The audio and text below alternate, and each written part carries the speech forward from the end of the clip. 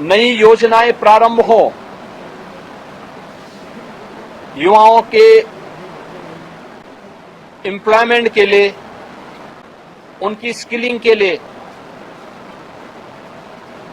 अन्नदाता किसानों के लिए कोई नई योजना घोषित हो सके, गरीबों के कल्याण के लिए कुछ नए कार्यक्रम आगे बढ़ सकें और महिलाओं के सम्मान और उनके स्वावलंबन के लिए भी कुछ अतिरिक्त प्रयास आगे बढ़ें, इसके लिए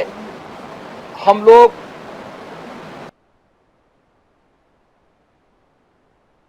$59,000 की अनुपूरक बजट को भी लेकर के आए थे, जिनके लिए इन सभी मदों में धनराशि की व्यवस्था भी थी। नई योजनाओं को घोषित करने के लिए चर्चा विधानसभा में हो सके, इसके लिए उन कार्यक्रमों के साथ हम लोग आए थे। लेकिन समाजवादी पार्टी के नकारात्मक रवैये के कारण युवाओं के मुद्दे पर, अन्नदाता किसानों के मुद्दे पर, महिलाओं के स्वावलंबन के मुद्दे पर या गरीबों के लिए बनने वाली वेलफेयर की अन्य स्कीमों के मुद्दे पर सदन में समाजवादी पार्टी ने कोई चर्चा नहीं होने दी।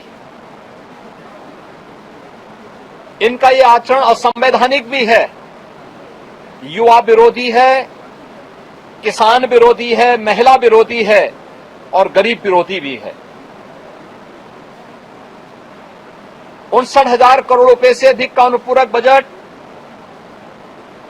इन नई मांगों के साथ साथ प्रदेश के इंफ्रास्ट्रक्चर की स्ट्रेंथनिंग के लिए, एक्सप्रेस वे के नेटवर्क को और बेहतर बनाने के लिए जो माननीय जनप्रतिनिधियों ने डिमांड की थी, उसके लिए भी धनराशि का प्रावधान किया है। हमने प्रदेश के अंदर उस तबके के लिए जो अब तक प्रदेश के विकास में मजबूती के साथ लग करके काम कर रहा था, आंगनवाड़ी, आशा वर्कर, रसोइया, ग्राम चौकीदार,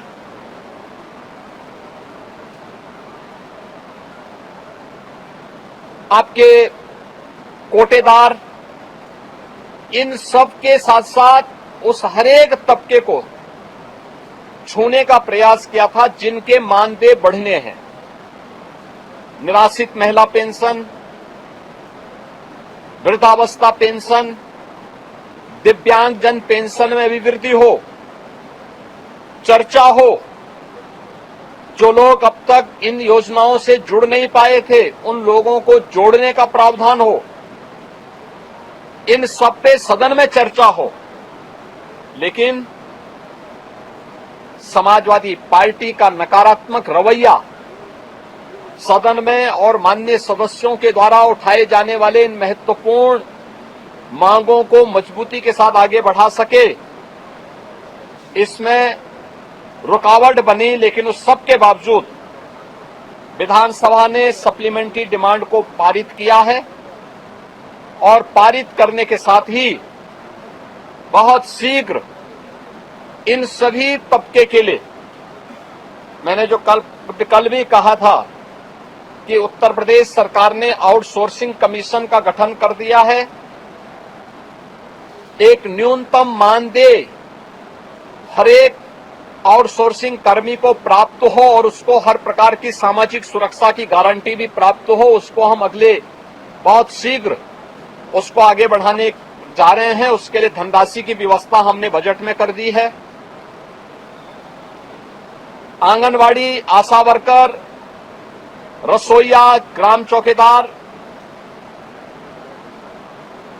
या कोटेदार, इन सब के इंसेंटिव और इनके मानदेय को बढ़ाने के लिए भी धनराशि की व्यवस्था हम लोगों ने बजट में की हुई है और उसको भी हम अब विधानसभा से बजट पारित होने के उपरांत विधान परिषद में पारित होगा। विधान परिषद से पारित होने के उपरांत फिर इस बजट को हम लोग अलग अलग कार्यक्रमों के माध्यम से उस तबके तक पहुंचाने का काम भी करेंगे। समाजवादी पार्टी का यह चरित्र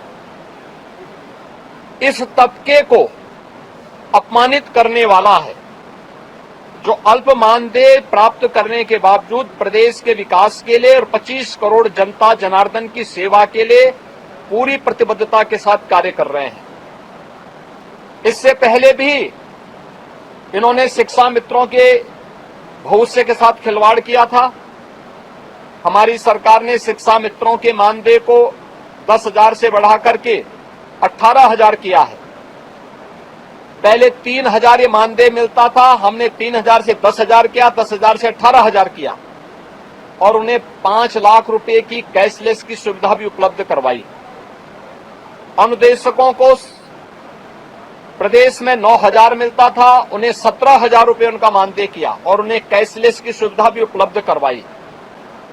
बेसिक, माध्यमिक, उच्च शिक्षा से जुड़े हुए जितने भी शिक्षक हैं, इनके मानदेय को इनको कैशलेस की सुविधा उपलब्ध करवाई। अन्य तमाम तबके के लिए बेहतरीन स्कीम को लेकर के, योजनाओं को लेकर के हम सप्लीमेंट्री डिमांड्स में आए थे और इन सब के साथ साथ सामाजिक न्याय के लिए अपना जीवन समर्पित होने वाले उन सभी महापुरुषों के लिए, जिनमें बाबा साहब भीमराव अम्बेडकर हैं, जिनमें महर्षि वाल्मीकि जी हैं, संत शिरोमणि सदगुरु रविदास जी महाराज हैं, सामाजिक न्याय के पुरोधा के रूप में और महिला शिक्षा का पुरजोर समर्थन करने वाले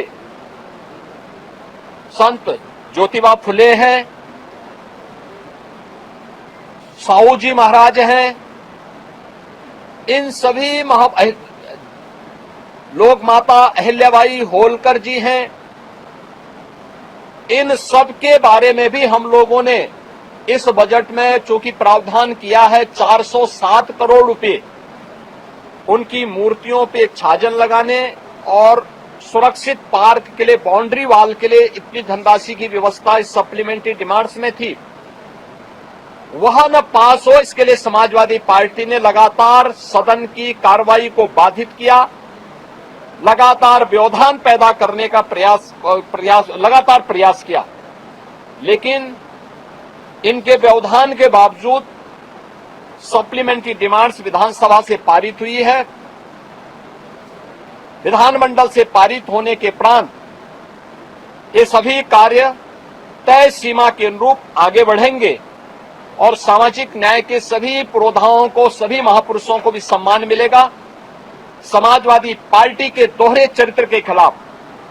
जो दलित विरोधी है, पिछड़ा विरोधी है, युवा विरोधी है, किसान विरोधी है, महिला विरोधी है, गरीब विरोधी है, इन सब चेहरे का उजागर आज उत्तर प्रदेश सदन ने किया है कि इन लोगों का चेहरा और लोकतांत्रिक और संवैधानिक और इस पूरे तबके के साथ अन्याय करने वाला रहा है, अनर्थ करने वाला रहा है। समाजवादी पार्टी के इस अलोकतांत्रिक और संवैधानिक व्यवहार को, जो शर्मनाक व्यवहार लगातार सदन में देखा गया है, हम इसकी निंदा करते हैं और प्रदेशवासियों को इस बात के लिए आश्वस्त करते हैं कि डबल इंजन की एनडीए सरकार ने पिछले 9-9.25 वर्ष के अंदर जिस प्रतिबद्धता के साथ समाज के प्रत्येक तबके के हितों के लिए कार्य किया है,